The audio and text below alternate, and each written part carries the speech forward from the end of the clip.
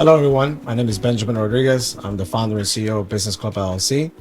As you know, our podcast is directed to showcasing our business partners so they can showcase their business brands and build their brand awareness. Today, we have a special guest with us, Steven Rivera. He is the owner of New York Finest Car Service. That's Did I correct. say that right? Yes, sir. Yes, sir. All right, perfect. So basically, today we're going to get into who Steven Rivera is and your background, and tell us about your journey as being a business owner. All right. So I started my first business in 2010, I want to say. Like you said, it was the name of the business, New York Finest Car Service. We started with one car. I used to drive the car myself. And, we worked our way up to, now having multiple cars and limos and buses and stuff like that. We started in a Irish neighborhood. That's why I got, 90% of my support system from there. And we ended up, eventually getting accounts with people in Manhattan and, lawyers and stuff like that. But we basically started from there. And that's kind of what built New York Finest car service, was the Irish people. So, shout out to all the Irish community, because they supported me more than my own kind. Wow. So It's interesting. shout out to them. It's interesting to know that, and definitely want to get into a little bit of your background. Right. So yeah, Right. we learn a little bit about your business, but we want to know who Steven Rivera is. Right. So then, how you got to your business idea and how you got started. Well, I have a unique story. So I was born and raised in the South Bronx. If you don't know the street, it's a Simpson Street. It's a dead end street right off of Westchester Avenue, about a 2 and 5 train. Grew up there. As we all know, in those times, well, still in those times today, but it was all poverty. You kind of become a product of your environment while you're there. I ended up starting New York Finest because a friend of mine's used to drive a taxi in the Irish neighborhood. And he came to the neighborhood in his beat up taxi. It's, and he's asking me, "What you doing?" And I'm like, "I'm not doing nothing. I was just hanging out." He's like, come with me. And I came with him. He brought me up to the neighborhood, the huge Irish neighborhood. And I just seen, him picking people up and dropping people off in the next bar just around the corner, and then grabbing those people and then dropping them to another bar. Like everybody was bar hopping. And that was when the vision came, wait, hold up, these guys are getting into these beat up cars. Then, if I get a decent car and charge the same rate, maybe I can have something. I could create something here. So that's where it kind of started. Wow, that's very interesting. Yeah. So my story is a little unique. Oh, that's great. That's great to hear, because a vision has to come from somewhere. Mm-hmm. And so many business owners get inspirations from places, and whether you're visiting or you see anything like that, or your friend like you just happen to see going around picking up people in his cab, and that gave you your vision. Right. Very much a unique story there. Anything else you want to share about your background? Yeah, I'm Puerto Rican. Was born here. My parents are born in Puerto Rico. As I said, I came from the South Bronx. I grew up in the poverty area, and we all became product of our own environment. I was in the street. I learned my business from being in the street. That's how I learned how to get a business mentality. It's not something to be proud of, but it is something that I wouldn't change, because it made me what I am today. Definitely. I don't have a college degree in business or nothing like that. I think my college degree was the street. And as all of us that are part of that environment, we tend to gravitate to that. So it's almost like an addiction. Right. So a lot of people say, oh, people do drugs and they're addicted. Well, people that sell drugs, they're addicted too because they addicted to that lifestyle of making that fast money. And we all know at the end of the tunnel where we end up at if we continue in that limelight. You either go to jail or you 6 feet under the ground. Yeah, but this gave you the street smarts to. Yes. It taught me business. Like Right. it taught me business and how to save money, how to invest your money, and how to keep investing, and the importance of to keep investing so you can keep growing. Right. And then obviously I made a lot of mistakes along the lines because I was young and didn't know anything. But it taught me a lot, and I had my son around that time, so it was having him at a young age gave me more inspiration to make a change and try to do something better. Awesome. That's great. And now that you mentioned the Isaac, your son, right, sitting next to you. So tell us about you and how are you coming to the picture and helping your dad with the business? So my name is Isaac Amatovic, and just being as a kid, I used to always be in the car seat right next to him on the passenger side. So when he would pick people up on McLean, on any bar, I was always right there, and I always caught like the first-hand experience of anything that went down. So I always got an idea of how certain things worked. I knew that at a certain amount of time, if you caught the rush hour, you were gonna get more traffic with people coming in. If it was dead, it would depend on the weekday. I learned all that as a young kid because being in the car, seeing all these individuals that he would pick up, I just gravitated to that. Okay, so this is how this works, this is how that works. And just being around all of it, like I was able to get all of the experience. I saw the highs, the lows. I was able to just absorb as much knowledge as I can at a young age, especially because at the time I was just always with my dad. I was always in the car seat. Whenever he had to pick up, I was with him. We always kind of just stood together, and it was something that it was interesting to really get all that knowledge in. So now I gotta ask you a question though. How's that as a boss? He's a great boss. He's a great boss. He's a great boss. Phenomenal. I think you touching that topic. I think since I built my businesses from scratch, they're like my kids. Right. So and I'm overprotective of my kids. So when I see something that's not right, I turn into somebody else. You know what I mean? And it don't last a long time. It may last like 5 minutes, and then after that, then I may sit there and we may eat lunch together. You know what I mean? Afterwards, you know what I mean? So it's not like it's something that I kind of carry on the whole day and I'm upset. And I think there's more value to life to be upset the whole day about something that just happened. That's not really that serious to be upset all day about. Of course. And for you, it must be gratifying to see your son be involved in the business, something that... Yeah, it's something that I don't force it upon him either. Just to be clear for that, because a lot of parents do force their kids to do whatever they're doing or whatever they're into because they want them to do it. I don't do that. I spoon feed it to him and then see how he reacts upon the spoon feeding.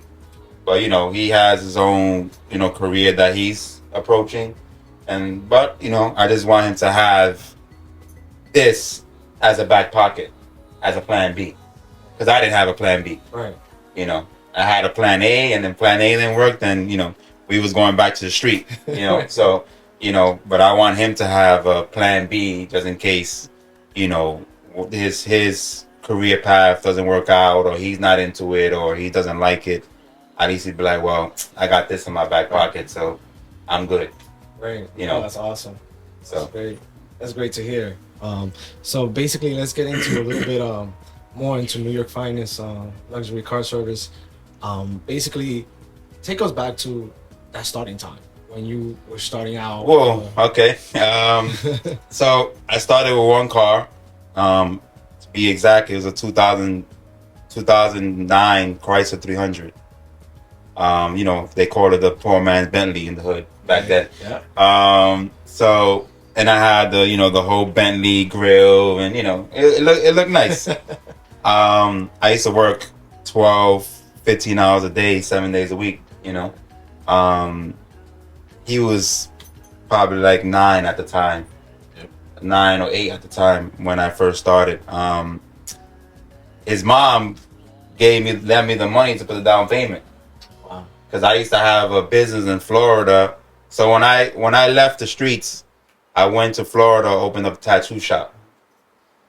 The tattoo I stood out in Florida maybe like 2 years, maybe a year, 2 years. Didn't work out. It worked out, but the main person left, and then all my customer volume just dropped.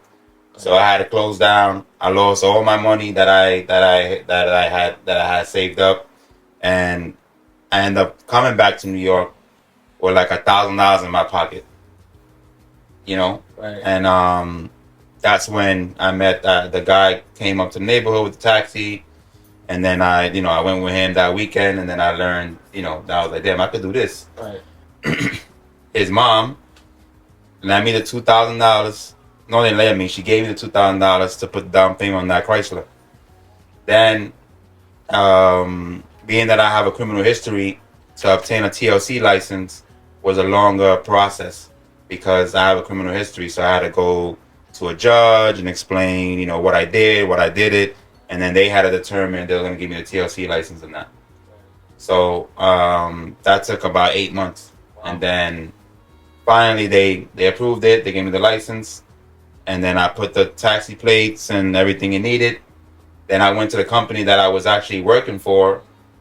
Before I got my license, I was working for the company that my friend was working for to learn the business a little better. And also to gravitate customers. Like, hey, I'm going to start my own company, put the word out. When I got the car and I went to the company, because they helped me out, I said, hey, I got the car, I can help you out. They didn't want to give me no work, because my car was better than their whole fleet of cars. So now I had to fend for myself. That was a little struggle. But again, shout out to the Irish, because they really, really, really helped me. Like, I was out there on the weekends till 4 or 5 in the morning. I had a taxi sign on the top of my windshield that said taxi. I had the business cards in the back of the headrest glued to the headrest so people could grab business cards that came in. And, like 6 months later, my phone was ringing off the hook. Wow. But again, for all the people that's trying to start a business, my advice to you, don't leave no money on the table. And what I mean by that is, if somebody calls you to do a job that you usually charge $100 for, let's just say, and they want to give you 70, and you ain't doing nothing in your house, take the 70, because now that customer is gonna eventually call you again. That you may get the $30 you lost from that job, you may get it on the next round. Exactly. So, starting out, you shouldn't leave no money on the table. I think you should just try to grab anything you can get. Right, and that's part of what we do here at the podcast, is that we want people to learn not just a success story, right, but the struggles that we went through in the beginning, because everything has a beginning. Yes. Right. Yes. And I think a lot of people give up in the beginning, right? Yes. Well, why do you think that is? Well, it depends. So, like, for me, I can understand people that come from where I come from, being in the street, selling drugs, being in that lifestyle. Yeah, it's a business, but it's not a legal business. It's illegal, right?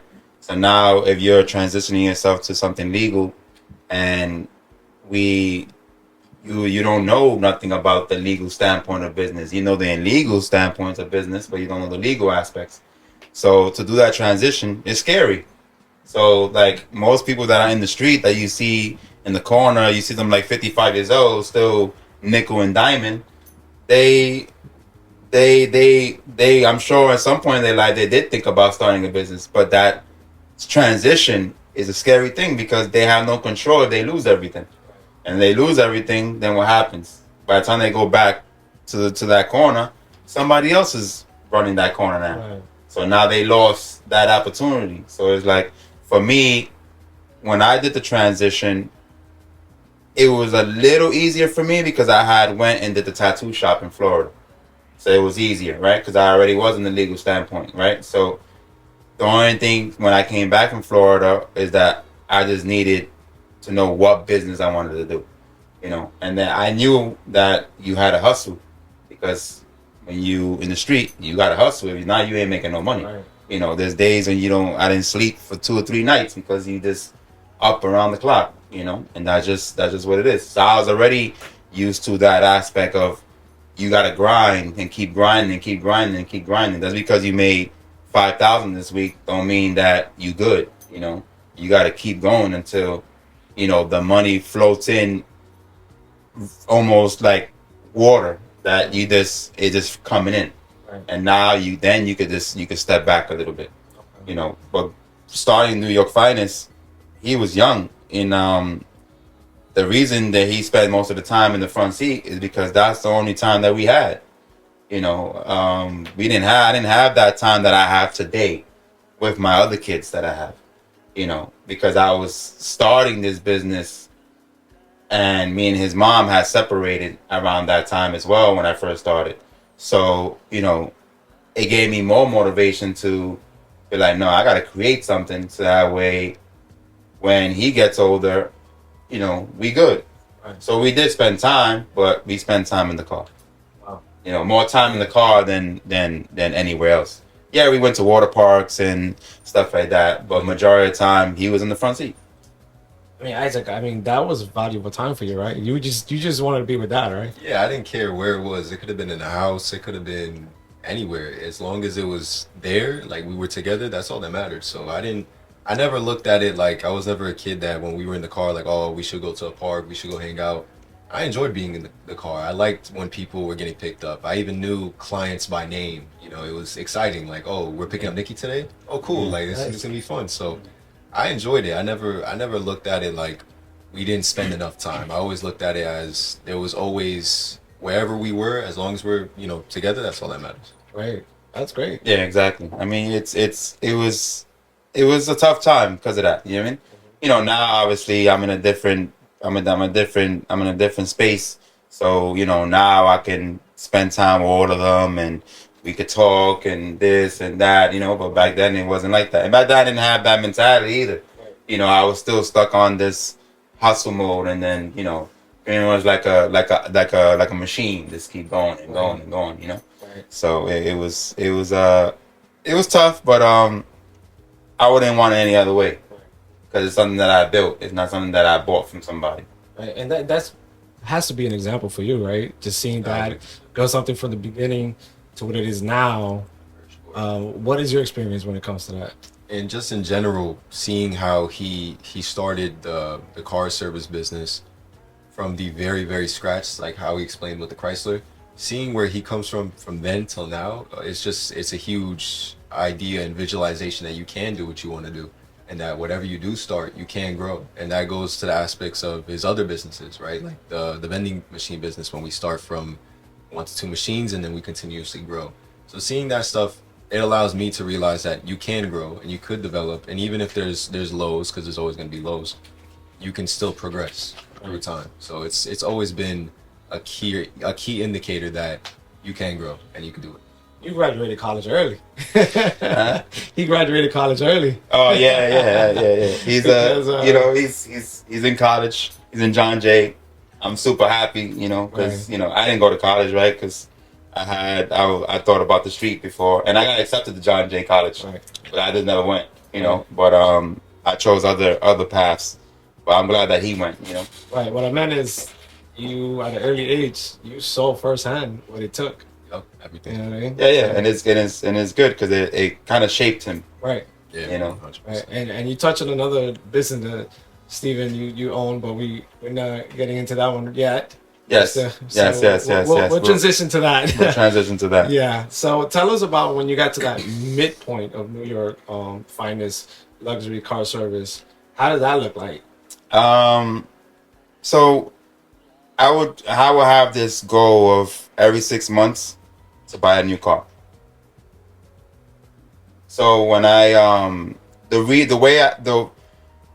the moment I saw that having a high-end car is where it's at is when I bought the Suburban. So when I bought the Suburban, it was scary because my car payment was like $1,200 a month, right? So I went from my car payment only being like $550 a month to now paying $1,200 a month and still having to pay the $550 for the other car. But I saw how excited my clients were that I had a Suburban. That motivated me to get the Escalade. But now I had a payment that was $1,700 a month, right? So when we got to that midpoint is when I got the Suburban, because I noticed like, oh wait, these guys actually like this. Now I'm getting people calling me more often, like, and they don't care. They're paying whatever it is, right? So it didn't really matter.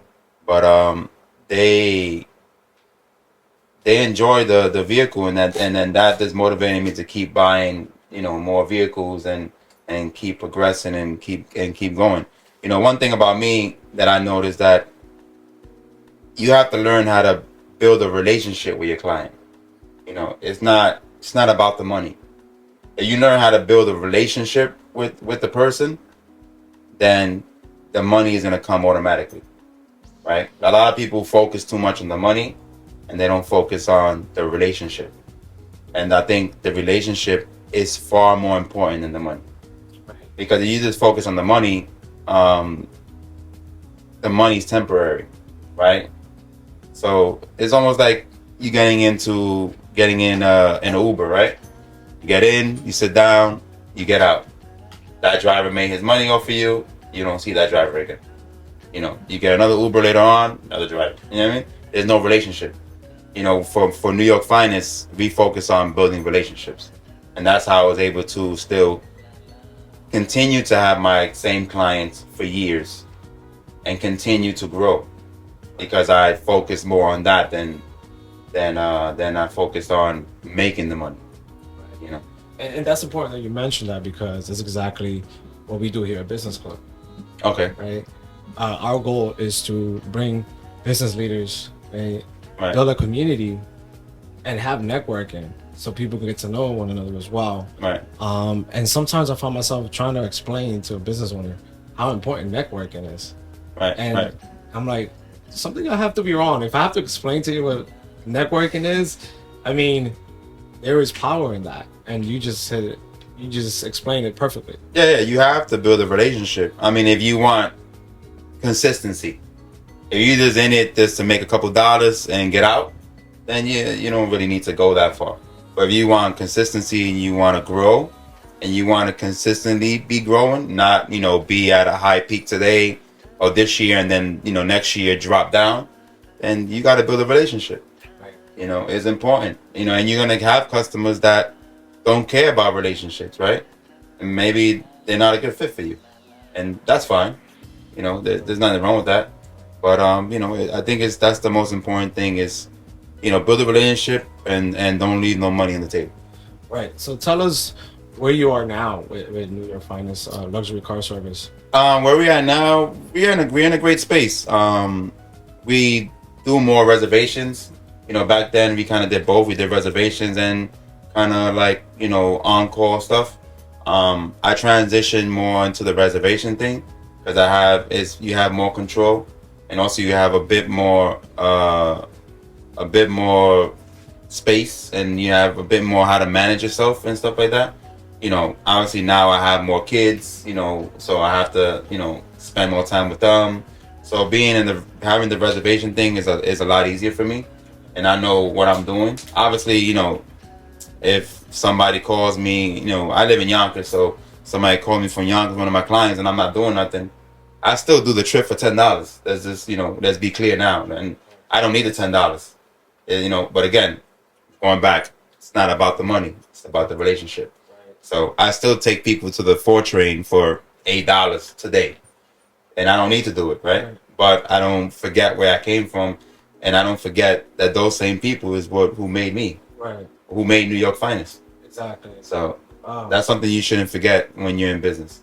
Who made your business. Exactly. And the Irish community made my business.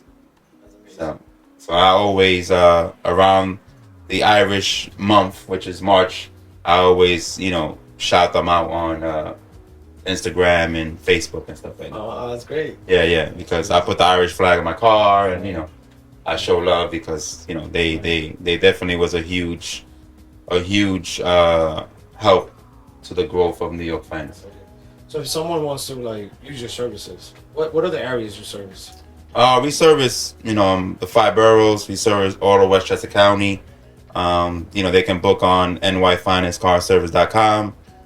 They can book there. They can see our vehicles, and they can do all their bookings there, or they can give me a call directly at 914-491-0005. And they can reach out to with any questions or concerns you may have. Do you guys do like business accounts as well? Yep, we do business accounts. We have a few major accounts with schools that we do the transportation for, that we have a really good relationship with. We focus on relationships. I think that's the key for me anyway, in business, to build a relationship. I mean, that's how we met, right? Exactly. We had a casual conversation, for a while, and we spoke, and I gave my insight on, what you were doing. You gave me your insight, and look where we are today. Exactly. All for one phone call. Exactly. That is so true. That is so true. I mean, I thank you because you took my phone call and you stayed on the phone when you didn't have to. Right. And you gave me the time of day. So right. Really because when you was talking, you caught my attention. I mean, you get people that call you and they just, you can tell they're not genuine about what they're doing. They just trying to utilize you, for what they need you for. When you was talking, you could feel that genuine. So you kind of like, all right, well, I'm gonna give him the time to hear him out. I'll give him my insight if he wants it, and then take it from there. Look where we at. I think a year later, we're right here. So exactly. Again, it's building relationships. Exactly what it is. And also, your company logo is on our website. Yes. And it's a hyperlink, so anyone could just click on that as well. It would take you straight to Steven's company's website, and you can go ahead and make your reservation there as well.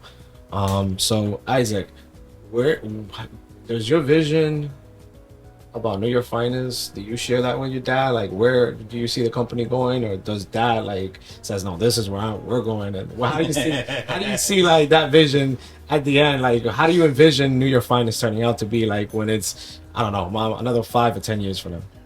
I've always envisioned it always staying with reservations. So seeing how he's with the school and how he keeps up with the school, and that's kind of been the vision, is to keep with doing schools and contracts, because I thought long term that's always going to sustain you and that's always going to keep you going.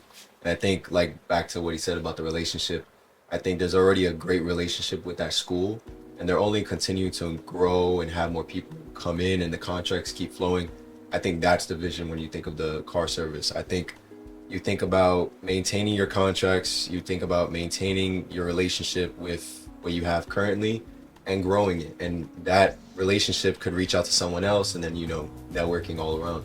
So I think that's the vision. I think the vision is to just stay with the schools and then eventually, blossom out to other schools, other branches, and maybe campuses, and go from there. How do you see it? How do you see the vision 5, 10 years from now? I want to explore other avenues. I have other things in the works that I want to explore.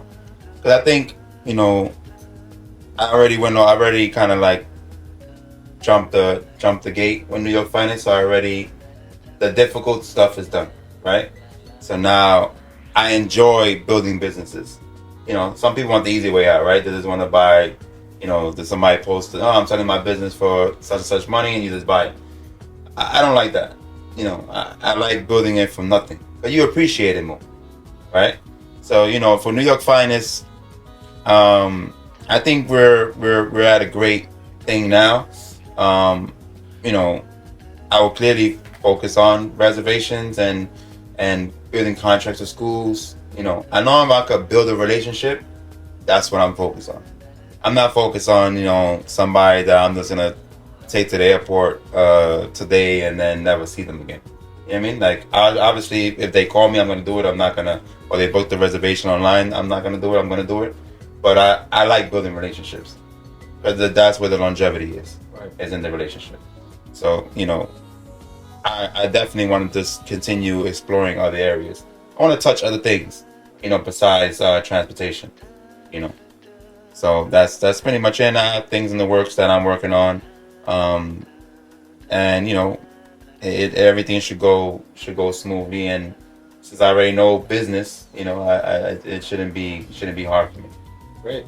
So we're definitely, as we mentioned before, or Isaac mentioned that you have a vending machine business as well, and then you have another business, a Yes. cleaning business. Yes. So we're going to get into that in the second part. We're going to bring Steven back, and Isaac, so they could share more about their journey in the business world, the New York Color Finest, and the cleaning service, Yes. and the vending machine. Yes. So we're going to invite them to come back for another episode. So stay tuned. We'll have them back soon. Any last words for our audience that you would like to share? Just, if you're gonna start a business, just don't leave no money on the table, and build relationships with your clients, and always focus on what really matters in the business. Don't go into business, in a with an emotional thing, because a lot of things is just business. And believe in yourself. Once you find something that you're good at and you have passion for, then it's not work anymore. Right? You don't wake up and be like, I gotta go to work today. Exactly. It's almost like I'm working, I wanna go do this. Right? So you have to find that first before anything. Once you find that, just put the pedal to the metal and go full throttle. And don't believe that. Don't believe what people tell you that. Oh, you can't do this because you're a minority, or all this nonsense that I hear all the time. Nah, if you got passion for it, that's all you need. You don't need nothing else. All you need is information. And today's world, the information is on your phone. Right. So that's pretty much it. And Isaac, what about you? Any last words? I would just say just keep going. Just keep going, and to bring on to emotion, you got to remove emotion aside from all of it. Business is business at the end of the day, so you have to remove that human connection you got and just keep it, all your pride, ego aside, and just work on what you want to work on and keep going. Well, thank you guys for coming. Thank you. Pleasure being here. Of course, Awesome. I appreciate your message to our audience. We always want to make sure that if anyone's out there trying to start a business, that they can get some insights from our Yes. guests and keep going, guys. So you're coming back, right? Yeah, I'll be back definitely for sure. Coming back? Guaranteed, no Oh, question. perfect. All right, so we'll see you guys next time. All right, no problem.